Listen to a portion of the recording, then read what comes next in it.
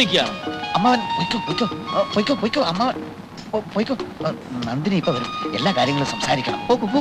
പിന്നെ കുളി കഴിഞ്ഞ് ഗാർഡനിൽ വരാമെന്ന് ഏറ്റിട്ടുണ്ട്. ആണോ? അപ്പൊ ഞാൻ വന്ന് എത്ര നന്നായി. എന്താ അമ്മാവ? ഇപ്പൊ നീ സംസാരിച്ചാൽ ആകെ കുളവാകും മഹാദേവ. ഇന്നലെ നിന്നെ പുകഴ്ത്തി ഞാൻ ഒരുപാട് സംസാരിച്ചു നോക്കി, ഫലം ഉണ്ടായില്ല. ഒരു കാര്യം ചെയ്യും, നീ ഇപ്പൊ തന്നെ സ്ഥലം വിട്ടു. എന്തിന്? പട്ടണത്തിൽ പോയി ഒരു സിനിമ കണ്ടേച്ചു. ഒരു പുതിയ ഹിന്ദി സിനിമ കളിക്കുന്നുണ്ടല്ലോ, ദീപാലി ചാവാലി ദിൽബലീഹും. ദുൽഹനിയ ലേ ജായേംഗെ, അതാണ്? അത് തന്നെ. അതിന്റെ കഥ അറിയോ നിനക്ക്? അറിയില്ല. ഇതതിന്റെ കുഴപ്പം. അതിന്റെ കഥ ഞാൻ പത്രത്തിൽ വായിച്ചതാ. ഓഹോ. നന്ദിനിയെ പോലെ ലണ്ടനിൽ പഠിച്ച നായിക, അവളെ വശത്താക്കാൻ 18 അടവും പ്രയോഗിക്കുന്ന നായകൻ. അതിൽ 18 പഠിക്കണമെന്നൊന്നുമില്ല, ഒരു 4-5 അടവെങ്കിലും പഠിക്കാതെ ഇനി നീ അതിനോട് സംസാരിക്കണ്ട. അത് അപകടമാ. അച്ഛനിൽ സിനിമ കണ്ടേച്ചുവാ. അത് എങ്കിൽ ഞാൻ നന്ദിനിയെ കൂടി വിളിക്കാം. ഞങ്ങൾ ഒരുമിച്ചൊരു സിനിമ കണ്ടിട്ട് ഒരുപാട് നാളായ അമ്മാവ. എന്താ മഹാദേവ നീ ഇങ്ങനെ വിവരക്കേട് സംസാരിക്കുന്നത്? അവൾ ആ സിനിമ കണ്ടാൽ നീ പ്രയോഗിക്കുന്ന അടവെല്ലാം സിനിമയെന്ന് കണ്ടുപഠിച്ചാണെന്ന് അവക്ക് മനസ്സിലാവില്ലേ? ഓ, കറക്റ്റ്. വിട്ടോ, സ്ഥലം വിട്ടോ. രൂപ എന്റെ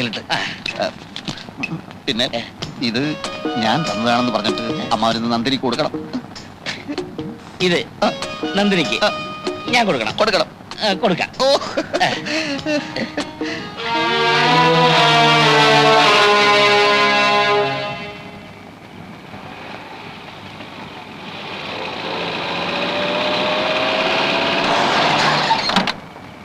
എന്റെ ദൈവമേ, ഇത് ആരായി വന്നിരിക്കുന്നേ? സാവിത്രി, നന്ദിനി, ഡോക്ടർ വന്നു. ഞാൻ കേറുന്നില്ല, നിർബന്ധിച്ചതുകൊണ്ട് വന്നു എന്ന് മാത്രം. ഒരു ആസ്മ പേഷ്യന്റ് അവിടെ ശ്വാസം മുട്ടി കിടക്കുകയാണ്. ഓ, ആസ്മ രോഗി പിന്നെയും വന്നോ? അവന്റെ ബന്ധു കൂടെയുണ്ടോ? നല്ല തടിമുടുക്കുള്ള ഒരു മാന്യൻ. ഞാൻ ശ്രദ്ധിച്ചില്ല. എന്താ? ഏയ് ഒന്നുമില്ല. ഇവിടെ വരെ വന്നിട്ട് കേറാതെ പോകാനോ? നന്ദിനി എത്ര നേരമായി കാത്തിരിക്കാൻ തുടങ്ങിയിട്ട്. വന്നാട്ടെ. ഓക്കെ, പക്ഷെ സംസാരിക്കാനൊന്നും സമയമില്ല. ഓ പിന്നെ വാ ഡോക്ടർ. ഓ, ഇത്രയും ദിവസമായിട്ട് ഇപ്പോഴാണോ ഒന്ന് വരാൻ തോന്നിയത്? ആ മോളെ, ഇത് ആരാണെന്ന് നോക്കിയേ. ഞാൻ പറഞ്ഞപ്പോ ഡോക്ടർ കാഴ്ചക്ക് ഇത്രയും സുന്ദരനാണെന്ന് നീ ധരിച്ചിട്ടുണ്ടാവില്ലല്ലേ? ഹലോ. ഇരിക്കു ഡോക്ടറെ. മോളെ, അമ്മ എവിടെ? സാവിത്രിയെ ഒന്ന് വന്നിട്ട് പോയേ. ആ, എന്താ മോളെ നീ ഡോക്ടറോട് സംസാരിക്കാത്തത്? അല്ല, ആസ്മ രോഗി. ഓ പിന്നെ ഒരു ആസ്മ രോഗി. ഏത് ആസ്മ രോഗി? അത് ആശുപത്രിയിൽ നിന്ന് വരുമ്പോ ഒരു ആസ്മ രോഗിക്ക് ശ്വാസം മുട്ടലായിരുന്നു. ഓഹോ, എന്നിട്ട് എന്ത് മരുന്ന് കൊടുത്തു? അത് മരുന്നൊന്നും കൊടുത്തില്ല. കൊടുത്തില്ലേ? ഇല്ല. ശ്വാസം മുട്ടുന്ന അവസ്ഥയിലാണെങ്കിൽ മരുന്ന് കൊടുക്കാതെ എങ്ങനെയാ?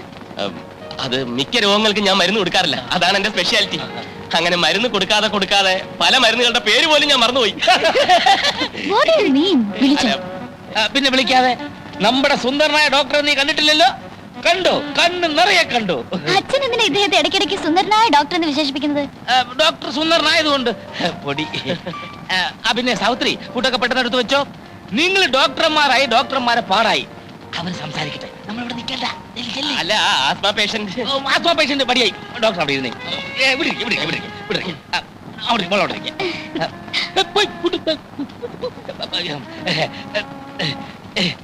സംസാരിച്ചു. മരുന്ന് കൊടുക്കാതെ രോഗം മാറ്റുന്നത് എങ്ങനെ ഡോക്ടർ? സാധിക്കും. ചില പ്രത്യേക സാഹചര്യത്തിൽ അങ്ങനെ ചെയ്യേണ്ടി വരും. എനിക്ക് മനസ്സിലായില്ല. എനിക്കും മനസ്സിലായി വരുന്നതേ ഉള്ളൂ. മിക്ക രോഗങ്ങളെയും ഞാൻ സമീപിക്കുന്നത് മനഃശാസ്ത്രപരമായിട്ടാണ്.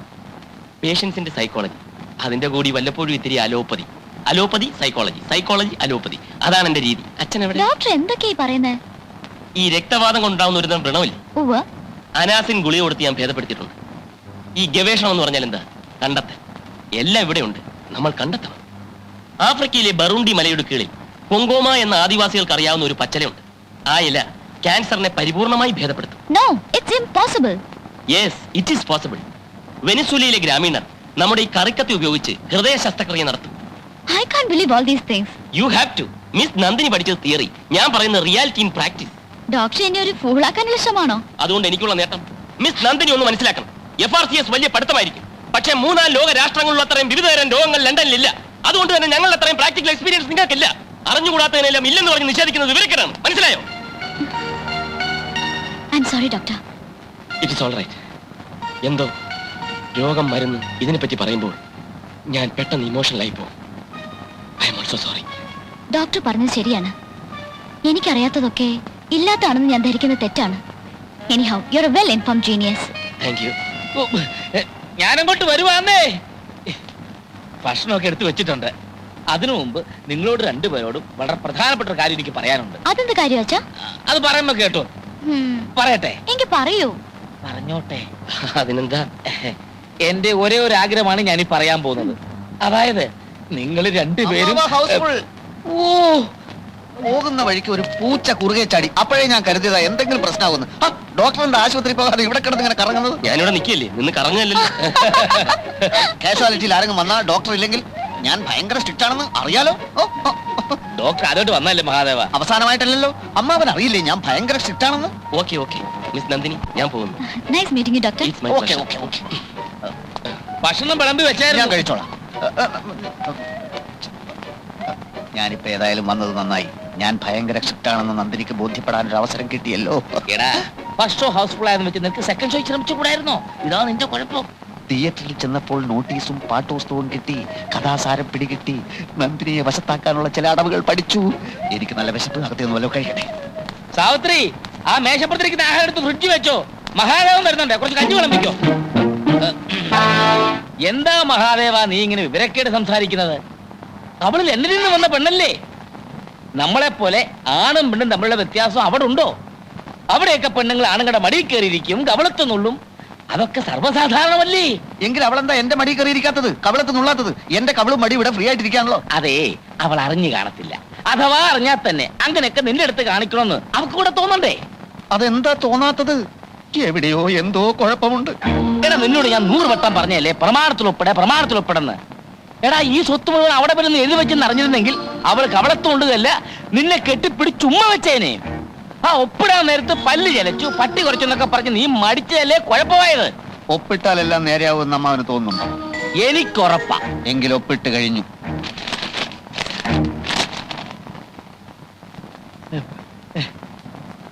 നേരോ? സാവിത്രി, എടി സാവിത്രി, ഇത് എപ്പോ ഒപ്പിട്ടു? നന്ദിനി ലണ്ടനിൽ നിന്ന് വന്നാണ്. ആ, ആ രാത്രിയിൽ ഞാൻ ഉറങ്ങിയില്ല. ആ നിലാവുള്ള രാത്രിയിലെ 3-ാം യാമത്തിലെ ബ്രാഹ്മ മുഹൂർത്തത്തിൽ.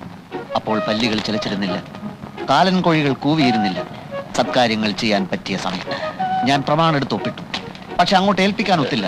പലപ്പോഴും രാഹുകാലം, യമകണ്ഠകാലം തുടങ്ങിയ തടസ്സങ്ങൾ.